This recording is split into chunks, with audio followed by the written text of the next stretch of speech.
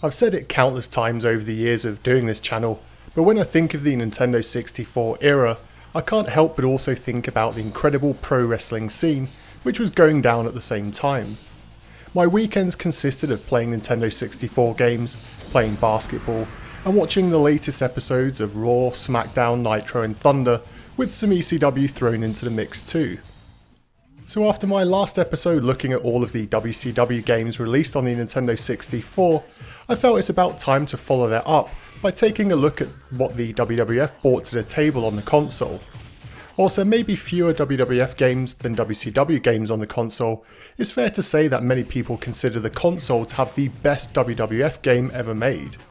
So without further ado, it's time to revisit the classic era of pro wrestling games, and as always, this will be an overview of each title, but if you are wanting a full review, then please check out the video description where I'll post links to the reviews which I've published in the past.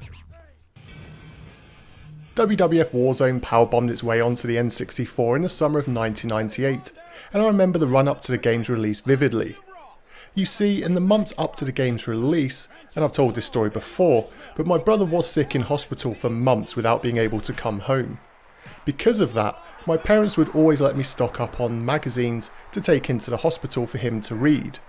This led us both to spending hours together poring over every page of magazines, trying to notice minor details in the screenshots, and discussing things we thought you'd be able to do in the various games we were looking at.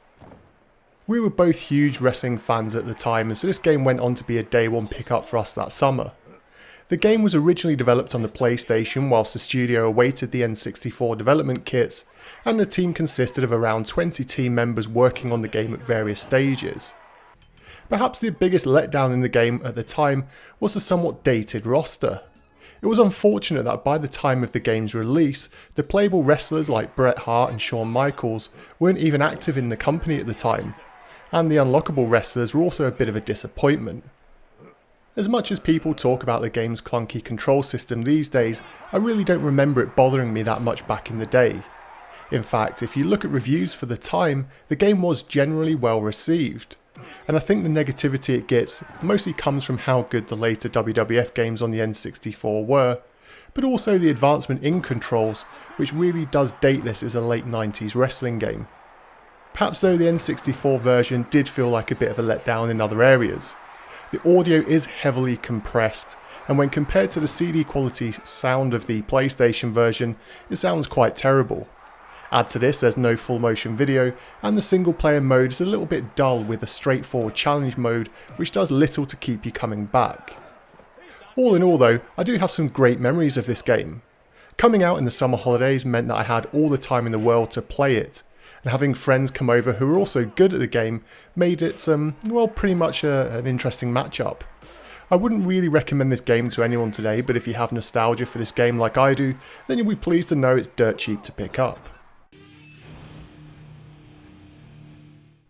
With WWF Warzone being a hit title, especially on the rental market scene, it's no surprise that no sooner had Warzone been released but its sequel was announced, WWF Attitude. WWF Attitude promised more wrestlers, more arenas, more weapons, more game modes, in fact pretty much offered more of everything to try and build where Warzone had left off. With so much promised, it was a little worrying that the release date was only a year after Warzone had hit store shelves. This would be an obvious sign that rather than a major overhaul of the game's engine, which was already clunky, it would be more of an expansion to Warzone with some slight improvements. There were however some cool changes that makes Attitude the instantly better game. Firstly, the motion capture for moves in the game was done by the Hardy Boys, but for some strange reason they're not actually playable in the game itself. The entrances have also been greatly improved over Warzone and now feature longer entrances with some custom features like Road Dogg rocking the mic on his way out of the backstage area. The game was due to be released a little earlier than it was, but the release date was delayed in Europe and North America after the death of Owen Hart. The game is dedicated to him, however the developers needed time to remove Blue Blazer's costume from the game, and early screenshots show this costume and it looks pretty cool, but I can understand why for tasteful reasons it had to be removed. I also like the changes which were made to the single player mode with the addition of the genuine career mode, which makes it a much more interesting single player experience to play. You'll start off working your way up the rankings and need to compete for the European, Intercontinental and then the Heavyweight Championships. There's also a new match type like First Blood and I Quit to contend with, and both a Create a Wrestler and a Create a Pay-Per-View feature meant that you could spend hours being your fantasy booker. I distinctly remember calling my local game store for weeks every Saturday morning to ask them if they had taken delivery of this title. In fact, I also remember that I'd randomly found 20 quid on the street one day when I was out skating, which I'd put in a box towards buying this game when it was released.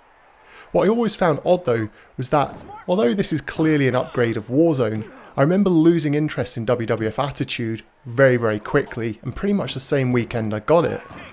After unlocking all of these secret wrestlers and trying the new match types, there really just wasn't enough here to keep my interest when it played almost identically to WWF Warzone.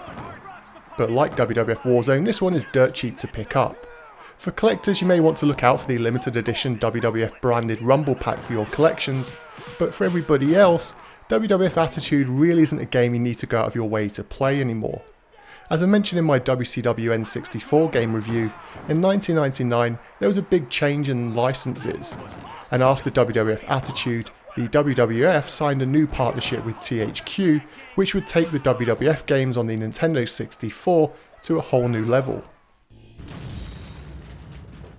WWF Wrestlemania 2000 was the first game from THQ on the N64 with the WWF license, and for many people it was the best WWF game they had been waiting for.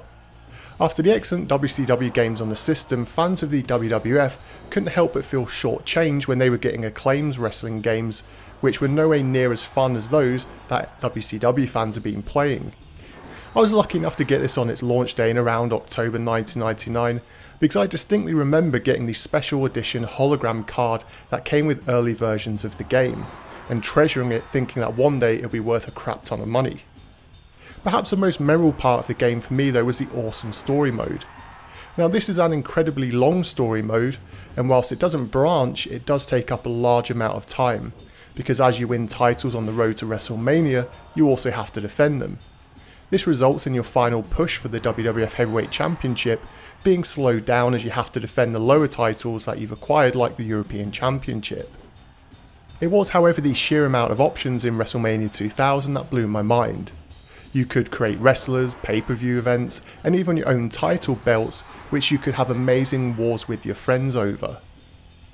The Create a Wrestler mode also had many wrestler movesets pre-built in, such as Hulk Hogan.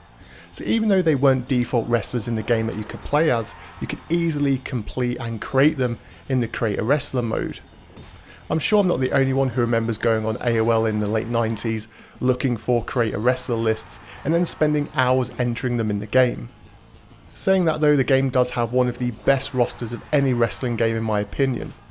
The reason for that is that there are some wrestlers on the lineup who only appear in this game and no others before or afterwards, which instantly gives this game a time capsule feel to it.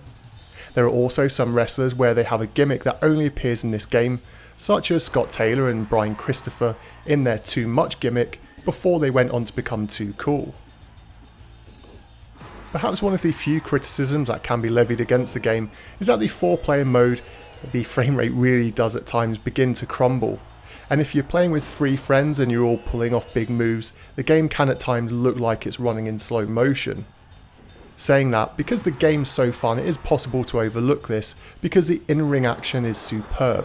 With the perfect balance of skill and technical ability, you can really have anyone pick up this game, play this game and have some fun with it, but at the same time there is a very distinct way of playing for those who put time and effort into mastering it. I personally still think that this is the best, if not one of the best WWF games ever made, and so for any wrestling fan, new or old, you really should be adding this one to your collection. But if you only want one wrestling game on Nintendo 64, then perhaps the next game is the one to get. No Mercy. WWF No Mercy landed on store shelves in Christmas 2000, and for many this is still the pinnacle of wrestling games, right up there with VPW2.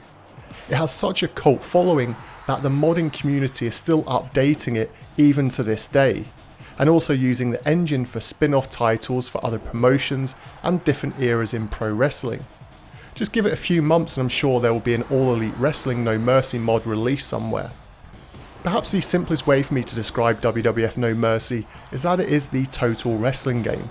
You have a story mode which is well written, presents branching paths and keeps you gripped from start to finish. You have a mega roster of the who's who of pro wrestling for the time, tons of customizable features and modes, and yet the gameplay mechanics have been even more refined to make this play as good as it possibly could. Many fans will have loved the additional new arenas to grapple in, but for me it was the addition of ladder matches that really made me fall in love with this game. Having 4-player tag team ladder matches with friends was just simply epic, and even to this day it's still one of the funnest multiplayer moments I think you can get on the N64. And yes, you can play as Jeff Hardy and Swanton Bomb from the top of the ladder. The game was still plagued by some minor problems however. Early copies of the game had a bug which would completely wipe save data. At first this was downplayed, but it ended up being a more well-known issue, and a full recall program was implemented to replace these buggy copies with fully working ones. Secondly, the game's multiplayer slowdown really is still present in No Mercy, although I must admit it doesn't appear to be as problematic and as bad as it was in the previous game.